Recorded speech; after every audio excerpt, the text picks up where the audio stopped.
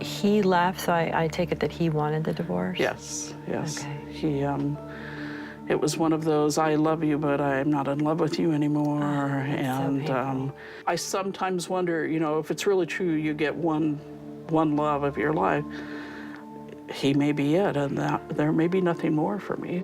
I mean, that's a pretty strong statement, and yet I'm not seeing a whole lot of emotion going on. What are you feeling inside? I'm torn because now, although I'm sad that that may be my one and only love, I've now seen over the years that he's really not somebody that either he changed or I changed, or I wouldn't want to be in love with him anymore. I don't like him. Bonnie feels like her divorce was the catalyst for her hoarding, that was a really difficult time for her. She said she stopped trusting people, and things were safer. Things filled the void. So Bonnie, what I'd like to do is kind of get a gauge on how you would handle having 5 minutes to choose the items that are most precious to you in this entire home. So Tad is on his way. He's gonna move in. You have 5 minutes starting now. Okay, let's go. Well, first thing that's gonna go is my phone and my laptop. Laptop, that's good. That seems important. 30 seconds is already gone, just so you know. You've got 4.5 minutes. Tad is on his way. I have no idea how I'm gonna get to the other side of the closet in 5 minutes. What's in the closet? Baby pictures. Okay, so you're after the baby pictures. Yeah. Okay. But I'm getting more anxious as we go, just because I feel that I'm losing more and more control. See, this isn't working for me because it's not real life. I hated that exercise that I did with Dr. Becky. It was just an exercise, it wasn't real. Is there anything else that's really important to you? Well, of course there are things, but not that I can get to. Can you imagine you had 5 minutes? Yeah. Bonnie's not feeling the anxiety necessary to get this hoard moving out the door. She seems pretty complacent, and I'm afraid she's not going to get everything out in time.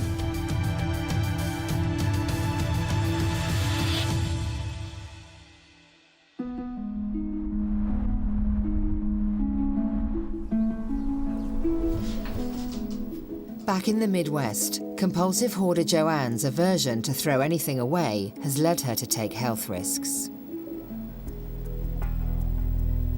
So this is a good time for us to go into the living room, and I would feel better if I could take that from you.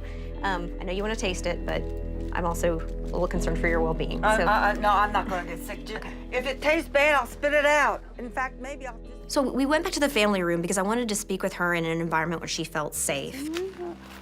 To talk about some of the things that we had seen in the house. Joanne, why do you hoard?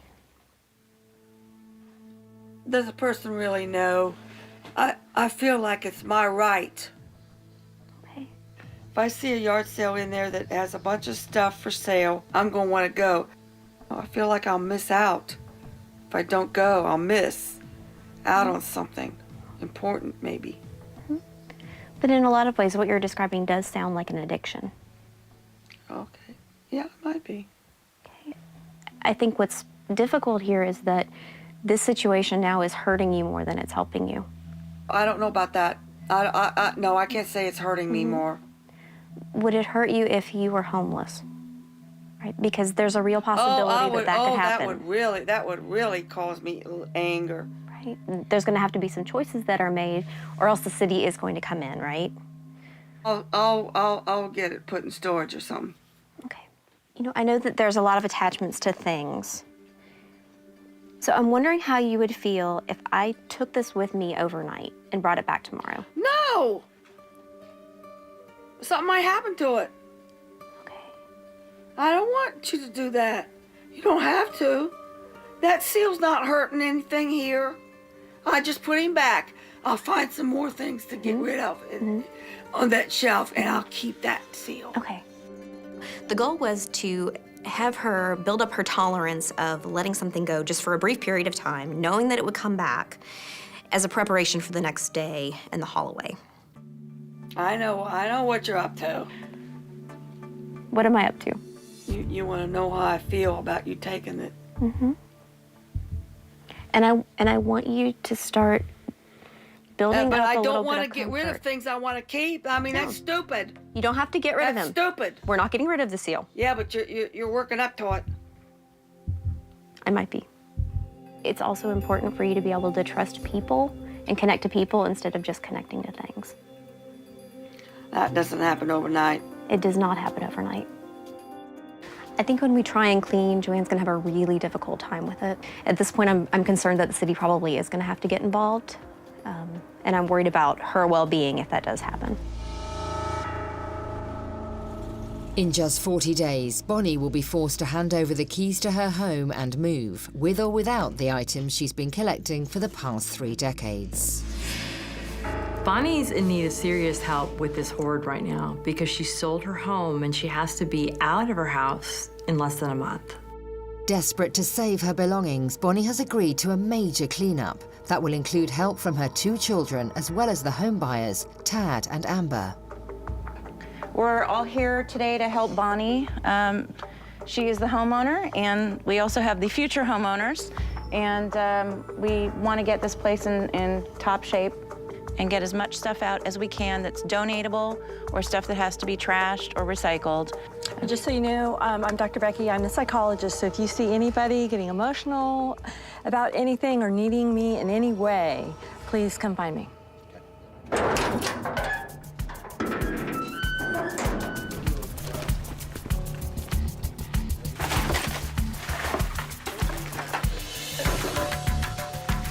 We're gonna have the guys take that. The office chair, Yeah, it can go. it can go, okay. Then there's some kind of equipment or something right here, and I'm not really sure what it is. Pipes, I'm sure it can go also. Okay, okay, is And I this think something? it is. I think I can live without it. We Okay, can so let's donate go ahead it and or- donate those. That's a donate. We have this opportunity to get this stuff out of here, and obviously she's given us, instructions, take this stuff out of here, and that's my objective. Let's get it out. The faster we get it out, the better off we all are. So that's my goal. This expired in '96, so we can get going. Less than an hour into the clean-out, there's already signs of significant progress, and Bonnie is surprising everyone with her willingness to discard the clutter. Very proud of you. Bonnie's doing really well. Got some other- It's great. We're moving and picking up speed. We're moving. We're getting it moved out. But progress slows when Bonnie suddenly loses momentum. I mean, this area I still need to look at. But then the rest of the stuff I need to kind of go through and say what I want and what I don't want. Oh, these cannot go? Oh, I'm sorry. That's all right. There are going to be plates repacked into them. The worst moment was when things started slowing down. And I felt like, oh no. Okay. Bonnie, do you want to keep the dog bed? Yes, Okay. I do. There is so much left to do, and I don't think she has a very good concept of time. This all goes into the house. I got a bunch of tapes. Yeah, in the house. Oh, in the house. In the house. She is not gonna be able to do this. Mom, donate. Don't want to toss, no. There's no way.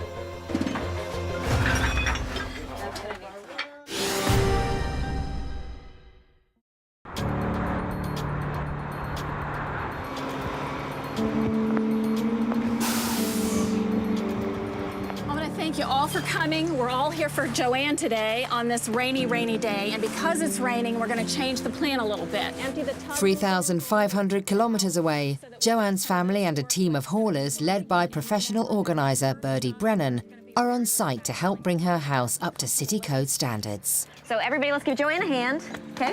Yay! All right, so let's go, everybody.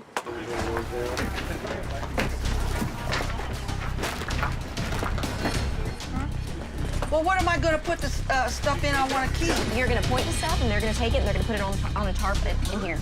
I put it in a plastic container and then cover it. That is stressful. Trying to clean out your house and go through your stuff. That is stressful. Of course, I was nervous and wondering how they were going to do it. Nah, I don't need that. Oh, good. Joanne, remember we talked yesterday about how cans, the metal leaches into the food after a little while? So anything that's earlier than 2010, can we throw that away? Because it's not going to be healthy for anybody to eat it. Okay. Okay? So 2010 or earlier canned goods can go away. I think I need my glasses on. I can't see this one. It's gone. Can't see it. It's gone. See that? Ooh. I don't need that. Okay, throw that away. While the team inside is making good progress clearing the hoard, outside Joanne is moving at an excruciatingly slow pace. Where does that go? Looks like a cigarette lighter, maybe? Yeah, I could use it in my car. Okay, you can put that in your pocket. All right, you got it? Torturing the soul and wringing the nerves. Oh my gosh. That's what's happening to me. So you don't want to read I about gotta it. keep that. Joanne's having a really, really difficult time. She's going through everything, every piece of paper, every piece of lint, every piece of plastic, everything she's going through, and she's touching it. She has to know exactly what it is. As Joanne scrutinises each item, her daughter, Terry, struggles to make any visible progress inside the home. I've barely been working for 2 hours and made a little pathway. Oh well, I'm trying to stay away because if she sees me, she's gonna freak out more because she thinks I'm throwing her stuff away, which I am, but she can't see me. What did he throw in here? I see something I want. And you're throwing away heaters and fans and my bags. Some of my bags got things, important papers and things in them. One minute we were working with her, and then the next minute she was in the dumpster picking through things that we had already discarded. I mean, what's wrong with this? I see a lot of things in here that shouldn't be thrown out. They were violating me, violating my rights, stepping all over me, going against my will, just taking my stuff. I know you're not looking at dates on all that food. That food's not all bad. There's a bunch of clothes in the driveway right now we have to go through. I'm so angry. I can't see straight. I can't go through this. I don't want all this stuff thrown out. Joanne was so frantic. She was getting very upset. I had all kinds of stuff over here. And stuff over there. I was trying to make the stakes very clear to Joanne that the city was going to be there to clean out her house. She became very reactive. She was very angry. She didn't want to hear it. It's my stuff. They're violating me. And we decided to shut everything down. Over the next 2 months, Joanne has worked at her own pace, trying to clear enough clutter in order to bring her house up to city standards. Today, she and her family await a final visit from Property Code Enforcer Captain Steve Coldiron, who will determine whether the house is now habitable. Oh, Captain Coldiron's coming over to see if everything's okay. I know there's a couple things that he wants fixed up, but they could be fixed up, I guess. I'm pretty hopeful I won't get a probation violation. Hi, Joanne. How are you doing? Oh, I don't know. Well, I guess I'm surviving, I guess. Surviving, but we're coming to see all the good progress that you've been making. Yeah. I'm hoping that, we've reduced the fire load and that we've cleared some egress paths so that, in an emergency, in a panic situation, somebody can get out. So, Joanne, I've been really pleased with what I've seen outside and in the back porch here. Well, I'm really glad. And the kitchen here is looking great. I can actually walk over to your sink and your stove and get around. Yeah. It's nice to be able to walk around and everything. And I can open my refrigerator door.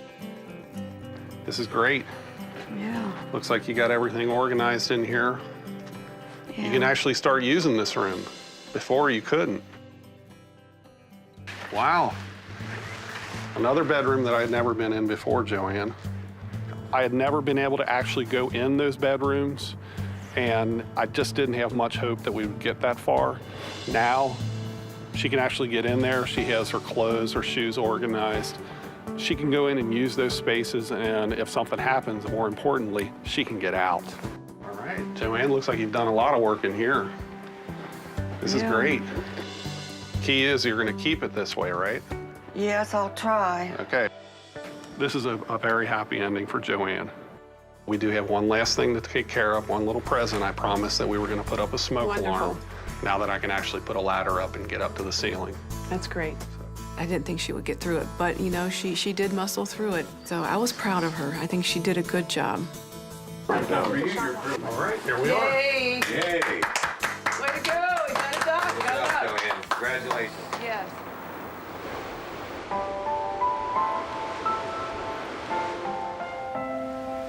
Across the country, compulsive hoarder Bonnie has since turned over her keys to the new homeowners, Tad and Amber. All right, guys. Check out. Let's go see the house. Unfortunately, very little remains of the original house. Stand this way, Bubba. We thought, you know, we could just change a few walls, leave a lot of the original framing that was here, just kind of remove some of the visible rot and so on. But as we got into it, it was actually a lot worse than we thought. And so we've actually, for the most part, built an entirely new house. After starting a new life in Northern California, Bonnie has returned to see what remains of the place she called home for over 32 years. I didn't leave anything behind when I moved. I was able to empty out the house. I feel pretty good about what I donated, what I trashed, and what I kept. Wow. Well, this is my old house, and it's changed a lot. It's good to see you again. Yeah, good to see you. Hi, Bonnie. Welcome. Thank you. It's Just changed look quite like a the same bit. house. It's a little different. Yep. I moved 7 hours north, near where my daughter and son-in-law and 2 granddaughters live, into a cute little house, and I'm very happy. So then, of course, this is where your family room used to be, but we've actually increased the size. I didn't think they'd be quite as far along as they were in the process. It definitely no longer looks like my house. We just feel so lucky to be able to have your old property. Well, I'm glad you have it. It enabled me to move towards my goals. What I've really learned is that it's more important to me to have a house that's clean and clutter-free so that my granddaughters and other friends and family can come and visit me. That's more important than having my stuff around.